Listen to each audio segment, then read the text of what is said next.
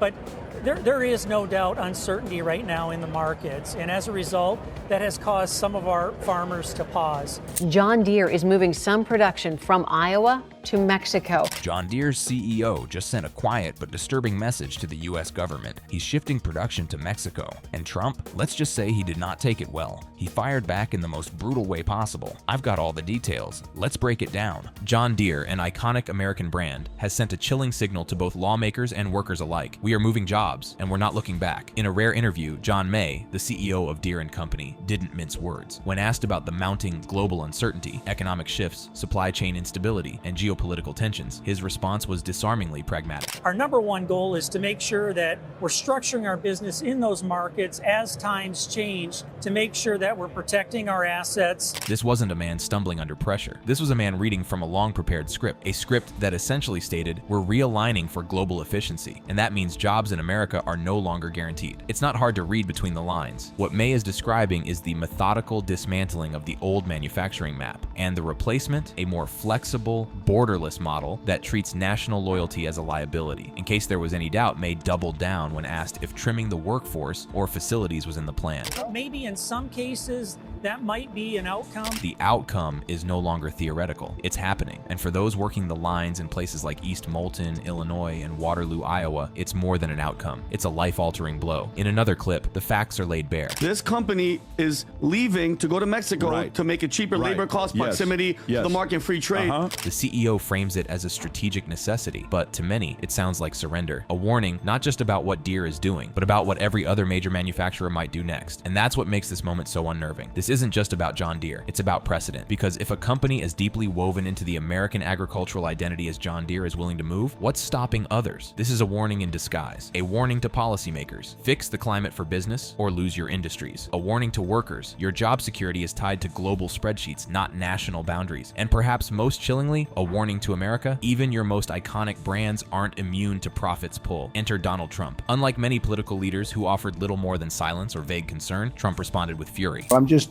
notifying John Deere right now. If you do that, we're putting a 200% tariff on everything that you want to sell into the United States. To his supporters, it was vintage Trump, combative, defiant, and populist to the core, a direct challenge to a corporate giant. He continued, They think they're going to make product cheaper in Mexico and then sell it in for the same prices, getting rid of our labor and our jobs. Trump's response transformed what had been a cold corporate move into a national flashpoint. Suddenly, Deere's decision wasn't just a business story, it was a political litmus test. Would America allow another symbol of its industrial past to be outsourced? Or would this moment finally trigger a reckoning? Because here's what makes this entire episode more than just news. It's a story of betrayal, of abandonment, and of cold calculation. The Deere name isn't just a logo, it's a legacy, and with one boardroom decision, that legacy is now under threat. Let's take a closer look at what John Deere has done. Not just what they've said, because if the CEO's slick PR statements are the headline, the real story is what's happening behind closed factory gates in the American Midwest. Back in 2022, John Deere made its first major announcement. It would move parts of its tractor and cab assembly operations from Waterloo, Iowa to Mexico. The company tried to dress it up as a necessary move. They talked about efficiency, they spoke about streamlining. But here's what they didn't mention. Those jobs, they weren't just numbers. They were fathers and mothers, grandparents, veterans, people who had been working those lines for decades. And for them, efficiency wasn't just a buzzword, it was a pink slip. Fast forward to 2023 and the layoffs only got worse. On August 30th, John Deere dropped a corporate bombshell. 610 employees would be let go, including 280 in East Moulton, Illinois, 230 in Davenport, Iowa, and another 100 in Dubuque. The company claimed it was due to rising operational costs and declining market demand. But here's the twist. At the same time, John Deere's profits were soaring. According to company financial reports, they pulled in nearly $10 billion in net income in 2023. That's not a struggling company. That's a corporation swimming in cash. So why the layoffs? Why the move? Simple. They could get labor cheaper in Mexico. They could avoid certain regulations. They could skirt U.S. taxes. And perhaps most importantly, they thought they could get away with it. They offered what they called supplemental unemployment benefits to workers, as if to soften the blow. But let's be honest, you can't replace a steady paycheck, healthcare, and community dignity with temporary benefits and a handshake goodbye. This wasn't an isolated decision. It was part of a broader trend that sees companies increasingly prioritizing shareholders and cost-cutting over patriotism and people. When asked about trimming the workforce, Deere's own CEO admitted as much. Maybe in some cases, that might be an outcome. Maybe it already happened. It's easy to blame the company, but we must also look at what enabled them. Government policy, or the lack thereof, is a huge part of the problem. There were no incentives to stay. No carrots, no sticks. In fact, it was cheaper for John Deere to abandon the towns that helped build it than to invest in new technologies here in the US. And those towns, they're not just statistics. Take East Moulton, Illinois, a proud community where John Deere had become more than an employer. It was a cornerstone. Now, hundreds of families are left wondering what's next. Same goes for Davenport and Dubuque, places where a job at John Deere meant stability and pride. Yet, instead of reinvesting in these towns, training new workers, upgrading equipment, or working with local governments, the company turned to Mexico because it was easier. The silence from political leaders is just as deafening. Aside from Trump's 200% tariff warning, most of Washington has stayed quiet. No hearings, no investigations, just the usual hand-wringing and finger-pointing. It's almost as if they've accepted that this is the new normal, that American jobs are expendable, that loyalty doesn't pay. Meanwhile, John Deere continues to release glossy videos and statements about precision agriculture, AI, and machine learning. In fact, their CEO spent time at CES, a tech convention, boasting about the company's digital transformation. Today, what we're highlighting is that next stack of data like artificial intelligence, data like computer vision. They call it innovation, but many call it distraction, because behind the digital smoke and mirrors is a very real economic reality. Jobs are leaving, not for automation, not because machines are taking over, but because of profit. One frustrated analyst summed it up best during a podcast segment. Why not stay here? Why not make it more beneficial for that company to do that exact same thing here in the United States? Why not indeed? What this situation reveals is not just a failure of corporate responsibility, but a deeper systemic issue in how America treats its own working class. You can't wave the flag on TV and outsource your labor behind the scenes. You can't celebrate American farmers and then send their equipment jobs overseas. You can't have it both ways. The people know this, they feel it, and the betrayal cuts deep. Let's see how this backlash could reshape everything from trade policy to corporate strategy, and why companies like John Deere may soon regret betting against the American worker. Now, Donald Trump's warning to John Deere wasn't subtle, and it wasn't just theater. It was a warning shot to every corporation thinking of fleeing the American workforce in search of cheaper labor. If you do that, we're putting a 200% tariff on everything that you want to sell into the United States. It was also a move designed to rally a base that has watched globalization chip away at their towns, their paychecks, and their sense of national pride. In the eyes of many, this isn't just about John Deere, it's about every company that took American tax breaks, received government subsidies, and then turned their backs on the very people who built their brands. There's a reason this clip went viral. It spoke directly to rural America, where the wounds from economic abandonment are still fresh. Trump isn't just threatening tariffs, he's laying the groundwork for a broader policy shift. The idea that companies owe something to the country they operate in, and if they want access to America's lucrative consumer base, they need to give back in kind. What does that mean for John Deere? Potential disaster. Because their core customers, rural farmers, small-town Americans, blue-collar workers, overwhelmingly supported Trump in 2016 and 2020. Many are skeptical of globalism, many are hostile toward outsourcing, and many are already talking boycott. But the backlash doesn't end there. Just ask Tractor Supply. When conservative commentator Robbie Starbuck criticized their DI programs, the company didn't just defend itself, it rolled back nearly everything. They eliminated DI roles, carbon emission goals, and pulled support for pride events. They listened to their customers, not activists, not shareholders, customers. Why? Because the backlash was costing them business. In their world, the bottom line trumps ideology. Now, John Deere is facing a similar storm, one they helped create, one that could redefine their future. Because here's the reality. You can move jobs to Mexico, but you can't move your customers. And the moment those customers feel betrayed, they'll turn fast. It doesn't take much to tip the scales. A viral tweet, a call to boycott, single presidential debate moment, and with Trump promising to return with a vengeance, and to make examples out of companies like Deere, the stakes have never been higher. They're going to announce very shortly, if they think I'm going to win, or if I do win, they're going to announce that they're not going to build in Mexico. Think about what that means. It means the company's future plans could hinge on an election, that boardrooms may begin calculating policy risk the same way they calculate supply chains, that moving jobs out of America is no longer just a business choice, it's a political liability, and there's more to come. Whispers in Washington suggest other lawmakers are paying attention. If the GOP regains full control, don't be surprised to see proposed tariffs, subsidies tied to domestic hiring, and tax penalties for companies that outsource. Public sentiment is shifting too. For years, people were told that globalization was inevitable, that free trade helped everyone, that lower prices were worth the cost. But now, the script has flipped. Americans are starting to ask tougher questions. Why are we subsidizing companies that leave? Why are we giving tax breaks to corporations that offshore jobs? Why are we expected to stay loyal to brands that aren't loyal to us? John Deere may be the first major name in the new fight, but it won't be the last. The road ahead will be tricky. Reversing course could save face. Doubling down could cost them everything. In a world where reputation travels faster than reality, And where a 30-second clip can shape public opinion overnight, the decisions made today will define corporate legacies tomorrow. Trump made his threat. The people made their voices heard. Now the ball is in John Deere's court. Will they heed the warning, or will they become the cautionary tale of a company that chose profit over people and paid the price? On May 29, 2025, the U.S. Court of International Trade issued a sweeping ruling that blocks nearly all of Trump's tariffs, declaring them illegal and beyond executive authority. The decision immediately sent futures markets climbing as investors celebrated the prospect of lower import costs. The three-judge panel delivered a constitutional reality check. Only Congress has the authority to set taxes and regulate commerce with foreign nations under Article 1, Section 8 of the U.S. Constitution. But what does this mean for ordinary Americans?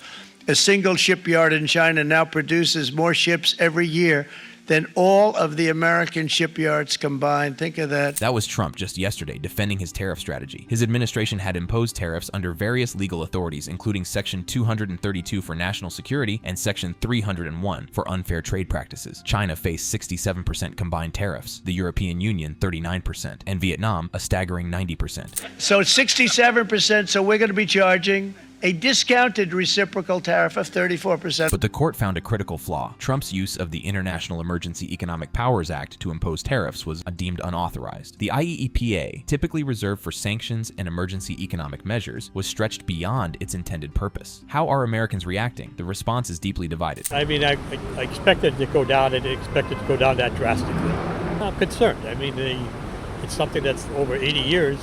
We've had trade partners that we trusted, that they trusted us. Well, I manage our stock portfolio, so I viewed it today, and I'm not going to say how much it was down, but it was down six figures, that's our retirement. But not everyone sees it that way. We got to do what we got to do.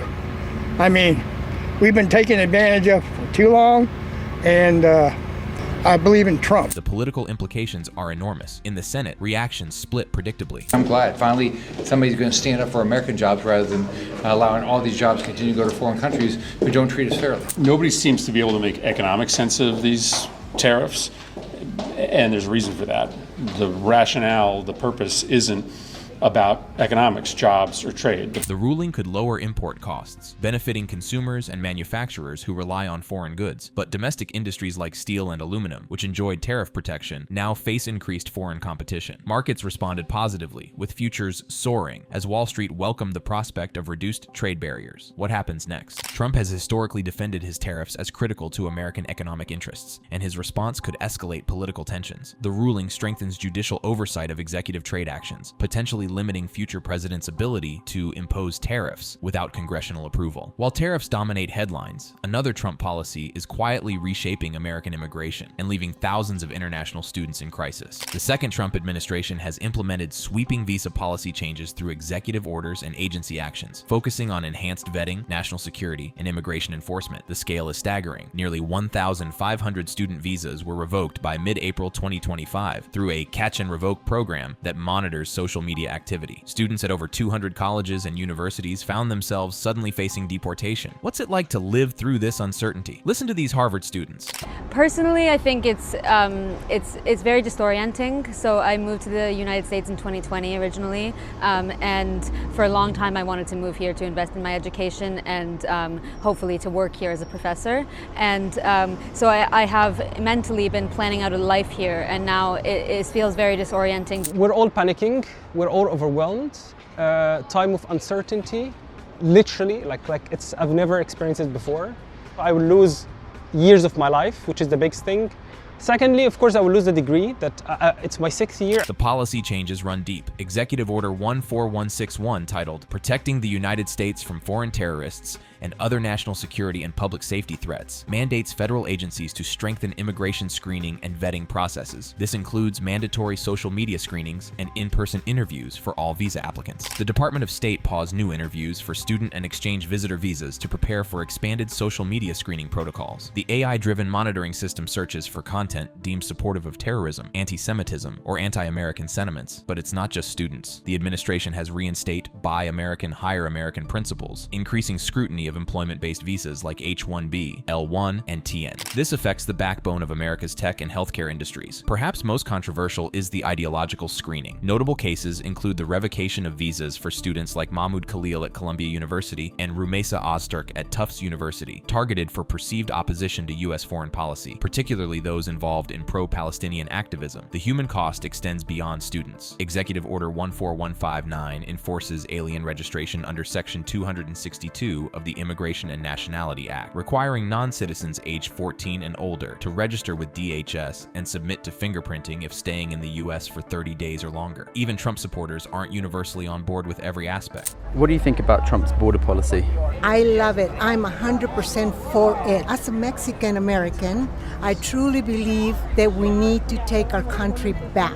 When I came to this country, I stood in line for hours and days before I could get my green card. But even she draws lines. That's okay. That's okay. You would be okay with your cousins being deported? Yeah, I will be okay. They can be deported, but they can also apply to come back to the United States, but do it the right way. The economic implications are severe. Restrictive visa policies could exacerbate labor shortages in critical sectors like healthcare, where immigrants constitute a significant portion of practitioners. Universities, reliant on international students for revenue and research, face financial strain. Following intense legal scrutiny and over 100 lawsuits, the Department of Justice reversed many visa revocations in April 2025. But uncertainty persists as ICE develops new policies and federal judges issue temporary restraining orders. The billionaire who helped bankroll Trump's return to the White House is now publicly breaking with the president over money, specifically a massive tax bill that could add trillions to the federal deficit. Elon Musk, former head of the Department of Government Efficiency, publicly criticized Donald Trump's One Big Beautiful Bill Act in a May 2025 CBS Sunday Morning interview.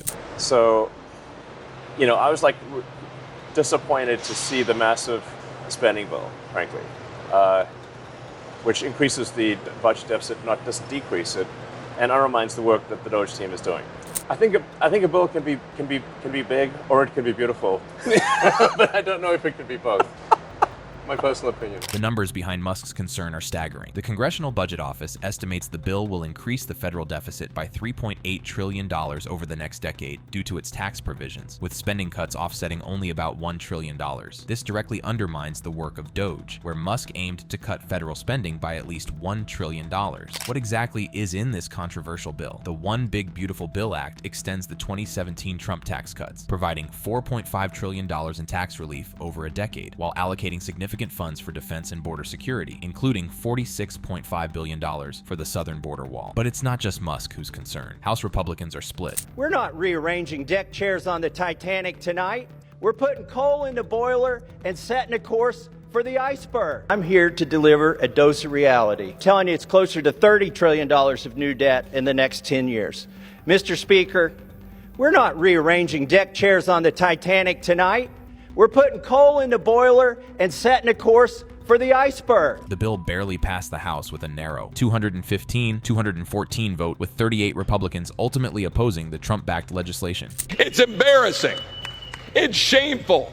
Yes, I think this bill is better than it was yesterday on certain respects, but to take this bill yesterday and congratulate yourself because it's shorter in pages but increases the debt by $5 trillion is asinine. The Musk-Trump relationship has grown complex. Musk donated over $250 million to Trump's campaign, including $118 million through his America PAC, and was appointed in February 2025 to lead Doge. But tensions have emerged over multiple policy areas. Musk announced his departure from Doge on May 28, 2025, citing the end of his term as a special government employee and a desire to focus on Tesla and SpaceX. His criticism came just a day before this announcement. The stakes are personal too. The bill ends a $7,500 tax credit for EV purchases and imposes a $250 annual registration fee for EV owners, measures that could impact Tesla. Tesla's stock has declined 42% in 2025, and the company reported a 71% drop in first quarter profits. Trump responded with measured ambivalence, stating, "We will be negotiating that bill, and I'm not happy about certain aspects of it, but I'm thrilled by other aspects of it." He emphasized the need for votes in Congress, suggesting compromises were necessary. Despite the policy disagreements, Musk expressed personal admiration admiration for Trump, stating, "The more I've gotten to know President Trump, the more I like the guy." This suggests their relationship, while strained over fiscal policy, may weather these disagreements. The broader question remains, can Trump's coalition hold together when faced with the hard choices of governing? With the bill now heading to the Senate, where fiscal conservatives have already expressed concerns, this rift between America's richest man and its most powerful may be just the beginning. Thank you for watching. If you enjoyed watching this video, click on one of the boxes playing on your screen to watch more similar content.